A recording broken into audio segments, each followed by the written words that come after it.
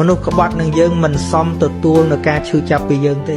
យើងគួរទៅទុកការឈឺចាប់នេះសម្រាប់មនុស្សដែលស្មោះនឹងយើងការលំបាករបស់យើងនេះគួរទៅធ្វើឲ្យមនុស្សដែលស្មោះនឹងយើងឧទាហរណ៍ថាគាត់នឹងធ្វើឲ្យយើងរហូតស្មោះនឹងយើងរហូតគាត់ឈឺគាត់កាត់យើងសុខចិត្តលំបាកដើម្បីគាត់រហូតដល់គាត់ស្លាប់ទៀតយើងសោយសោកស្ដាយគាត់ព្រោះតែគាត់គ្រោះថ្នាក់មានន័យថាគាត់ deserve to get it ណាមនុស្សដែលស្មោះរហូតនឹងឯងដែលសមគួរទទួលនៅការឈឺចាប់របស់យើងសមគួរទទួលនៅការខ្វល់ខ្វាយពីយើងនៅសមគួរទទួលនៅភាពលំបាកពីយើងប៉ុន្តែហេតុអីបានជាយើងភាកច្រើនទាំងអាត្មាទាំងអីក៏ដោយតែយើងអត់សិក្សាពីលំណើរបស់ចិត្តហ្នឹងយើងច្រើនតែកើតទុកពេលគេក្បត់យើងទៅវិញ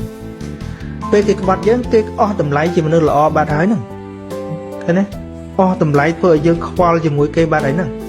គិតបន្តិចមកដូរការគិតបន្តិចមក